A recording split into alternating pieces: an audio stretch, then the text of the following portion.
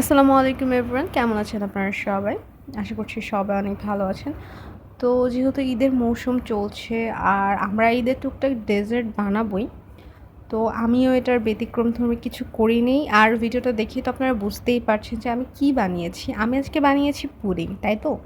আর পুডিংটা কিসের পুডিং সেটা যদি না বলি তাহলে কি বুঝতেন যে এটা কিসের পুডিং? এটা কিন্তু দেখতে একদম রেগুলার পুডিংয়ের মতনই লাগছে।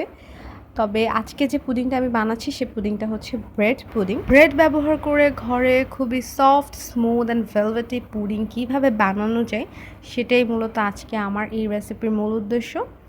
আর পুডিংয়ের টেক্সচারটা থাকবে ঠিক এমন, একদম পারফেক্ট ক্যারামেলাইজ করা। আর টেক্সচারটা তো দেখেই নিলেন। পুডিং বানানোর জন্য প্রথমেই ক্যারামেলটা প্রিপেয়ার করে নিতে হবে। আর ক্যারামেলটার জন্য আমাদের প্রথমেই যেটা লাগবে সেটা হচ্ছে চিনি। আমি এখানে 3 টেবিল চামচ চিনি অ্যাড করব।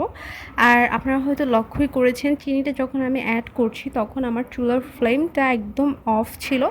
আর চিনির সঙ্গে আমি পরিমাণ অনুযায়ী পানি অ্যাড করে ক্যারামেলটা মেক করব। দেখতে পাচ্ছেন চিনি এবং পানি কিন্তু এখানে সম পরিমাণে ব্যবহার করা হয়েছে, কোনোটাই কিন্তু এখানে কম বা কোনোটা এখানে বেশি ইউজ করিনি। 3 টেবিল চামচ চিনি ইউজ করেছি, 3 টেবিল চামচ পানি দিয়ে আমি মিক্সড করে তারপরে চুলার ফ্লেমটা এখানে অন করছি। আর চুলার ফ্লেমটা এখানে সর্বোচ্চ লো ফ্লেমে থাকবে।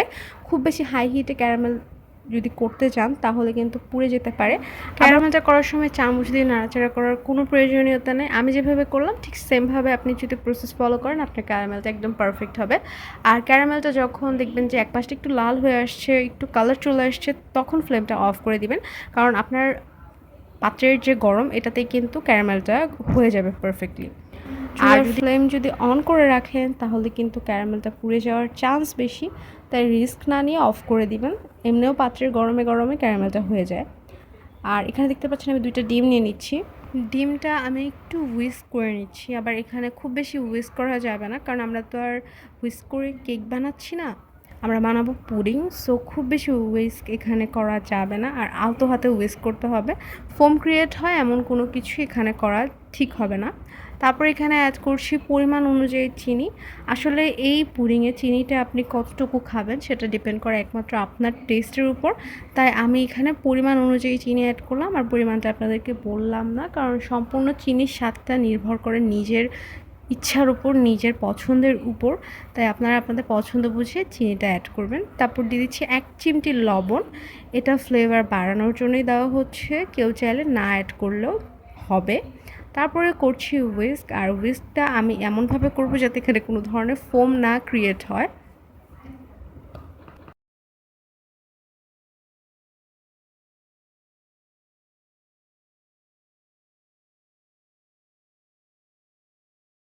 ডিমের বাটিটা সরিয়ে রাখছি। আর এবার চলে যাচ্ছি ব্রেডের প্রসেসিংয়ে। তো ব্রেড পুডিং সেহেতু ডিরেক্ট আপনি চাইলে ব্রেড এখানে অ্যাড করতে পারেন, তবে আমি আজকে ডিরেক্ট ব্রেডটা ইউজ করব না, আমি এটাকে একটু ব্লেন্ড করে ইউজ করব। আমি যেহেতু 2টা ডিম ইউজ করছি সেহেতু এখানে আমি 3টা ব্রেড ইউজ করছি। যেহেতু ব্লেন্ডার জারে ব্লেন্ড করব, তো ব্রেডটাকে একটু ছিঁড়ে টুকরো টুকরো করে দিলে ভালো হয় আর কি। আর আমি এটাকে গ্রিন্ড করার জন্য ব্যবহার করছি একটু দুধ না, পরিমাণ অনুযায়ী ভালো পরিমাণে দুধ ইউজ করছি। এখানে আমি প্রায় 1 কাপ থেকে 2 কাপের মতন দুধ ইউজ করেছি আমি। আর এখন এটাকে খুব ভালোভাবে মিহি পেস্ট করে নিব। আমাদের ব্রেডটা একদম মিহি পেস্ট করা ডান। আমি আপনাদেরকে খুলে একটু টেক্সচারটা দেখিয়ে দিই, যেটা টেক্সচারটা কেমন এসছে। দুধ দিয়ে ব্রেড যদি ব্লেন্ড করেন তাহলে ঠিক এমন ক্রিমি একটা টেক্সচার আসবে, দেখতে অনেক ক্রিমি লাগবে। এটা দিয়ে কিন্তু আপনারা চাইলে কেকও বানাতে পারবেন। তো আমরা পুডিং বানাচ্ছি আজকে। কেকের রেসিপিটা না হয় অন্য আরেকদিন শেয়ার করবো আপনাদের সঙ্গে। এবারে পেস্ট করে নেওয়া ব্রেডটাকে আমি এখানে অ্যাড করে দিচ্ছি। আর আমি এখানে পুরোটাই অ্যাড করব। আমি 3টা ব্রেড নিয়েছিলাম, প্রায় 1 কাপের থেকে বেশি পরিমাণ মিল্ক ইউজ করেছি। আর এখন এটাকে ভালোভাবে মিক্স করে নিতে হবে। তো মিক্স করতে করতে আমি এখানে চিন্তা করলাম, যেহেতু আমার বাসায় অনেকেই আছেন যারা কিনা ডিমের স্মেল নিতে পারবে না বা ব্রেডটা ডিরেক্ট ইউজ করার ফলে স্মেলটা নিতে পারবে না, তাদের জন্য আমি এখানে দিচ্ছি এলাচটা আমি ক্রাশ করে নিয়েছি। আর এলাচ সহই কিছুটা ক্রাশ এলাচের বিচি পাউডারটা আমি এখানে দিচ্ছি। দেখতে পাচ্ছেন আমি কিন্তু এটাকে টোটালি গুঁড়া করে নেইনি, তবে আপনি চাইলে এখানে গুঁড়াটাও ব্যবহার করতে পারেন। আমি এখানে ক্রাশ করে ইউজ করেছি, পরে আমি এটা স্টেইন করে ফেলে দিব। আমার এই এলাচটা আসলে পুডিংয়ের ভেতরে একদমই ভালো লাগে না। তারপরে আমি ওয়েস্ক করে নিচ্ছি, একটু মিশিয়ে নিচ্ছি সবগুলো উপকরণ। তো 2-3 মিনিট আমি একটু মিশিয়ে অপেক্ষা করছিলাম যে এখানে আমি আরও কিছু দুধ ইউজ করব। তার আগে এখানে ফ্লেভারটা এসে নিক, এলাচের ফ্লেভারটা যাতে ভালোভাবে আমাদের পুডিংয়ে আসে, এটার জন্যই আসলে অপেক্ষাটা করা। প্রায় 2-3 মিনিটের মতন আমি অপেক্ষা করে এখানে দুধটা অ্যাড করে দিব।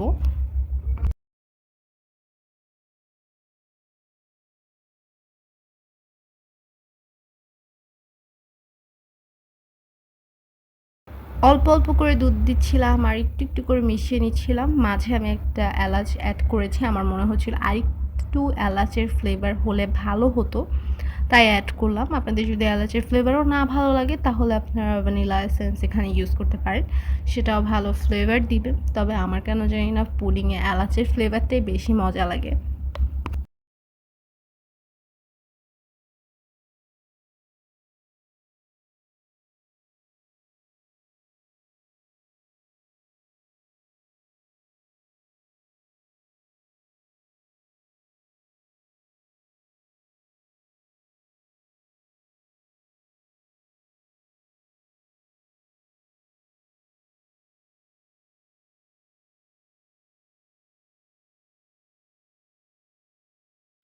তো এখানে আমাদের পুডিংয়ের যে ব্যাটারটা সেটার কনসিস্টেন্সি কিছুটা এমন হবে, আর আমাদের পুডিংয়ের ব্যাটারটা কিন্তু এখন একদম রেডি।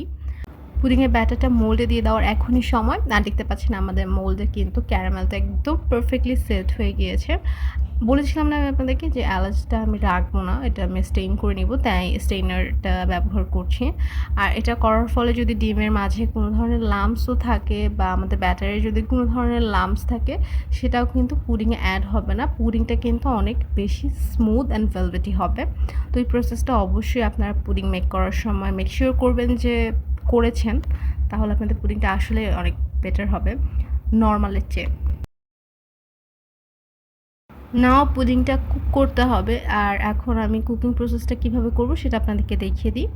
প্রথমে এটা ঢাকনাটা লাগিয়ে নিলাম। আপনাদের কাছে যদি কেকের মোল্ড থাকে ওইটার উপরে আপনারা ফয়েল পেপার ইউজ করে পুডিংটা বানিয়ে ফেলতে পারবেন খুব সহজেই, বা যে কোনো ধরনের পাত্র থাকলে তাতে কিন্তু একটু ফয়েল পেপার উপরে র্যাপ করেই আপনি পুডিংটা বানিয়ে ফেলতে পারবেন। তবে আমার মতন বোকামো করে গ্লাসে বা মাগে পুডিং বসাতে যাবেন না, ওই পুডিংটা কখনোই ভালো হয় না। তারপর দেখতে পাচ্ছেন আমি একটা পাতিলে পানি নিয়ে নিচ্ছি। আমি এখানে প্রায় 3 মগের মতন পানি ইউজ করলাম। দেখতে পাচ্ছেন আমি একটা স্ট্যান্ড বসিয়ে তার উপরে পুডিংয়ের মোলটা বসালাম, আর এর উপরে একটা ঢাকনা দিয়ে দিব যেটা সম্পূর্ণ পাতিলটাকে কভার করবে, তাপটাকে বাইরে যেতে দিবে না। এবার চুলার হিটটা অন করে দিচ্ছি। প্রথমে আমি হাই হিটে পানিটা গরম করে নিয়েছিলাম, তারপর যখন বয়েল হচ্ছিল ওই পর্যায়ে আমি একদম মিডিয়াম আঁচে পুডিংটাকে কুক করে নিয়েছিলাম। আর আমার পুডিংটা হতে সময় লেগেছিল 45 মিনিটের মতন। আর পুডিংটা এখন আমি চেক করে নিব যে হয়েছে কিনা। লক্ষ্য করলে দেখবেন পুডিংয়ের মোল্ডের ঢাকনাটা কিন্তু আমি হাত দিয়েই খুলেছি। এটাকে আমি সময় দিয়েছিলাম ঠান্ডা হওয়ার জন্য, তারপরে আমি খুলেছিলাম। খুলে দেখতে পেয়েছি আমাদের পুডিংটা ডান, তারপরেই আমি নামিয়েছি। আর যদি দেখতাম যে পুডিংটা এখনও হয়নি তাহলে ফ্লেমটা অন করে আরও 10-15 মিনিটের মতন পুডিংটা কুক করতাম। তো নামিয়ে এটাকে আমি 1 ঘন্টার জন্য ফ্রিজে রেখে ঠান্ডা করে তারপর ডিমোল্ড করছি। আর দেখতেই তো পাচ্ছেন কতটা পারফেক্ট হয়েছে আলহামদুলিল্লাহ। তো কেউ যদি এই রেসিপি ফলো করে ব্রেড পুডিং বাসায় ট্রাই করেন, আমাকে অবশ্যই কমেন্ট করে জানাবেন যে আপনাদের পুডিংটা কেমন হলো। আলহামদুলিল্লাহ আমার এইটা অনেক মজা ছিল এবং আমিও এটা খেয়ে ভালোই লেগেছে। আর এটা একদম পারফেক্ট হয়েছিল দেখে নিজের কাছেও ভালো লাগছিল।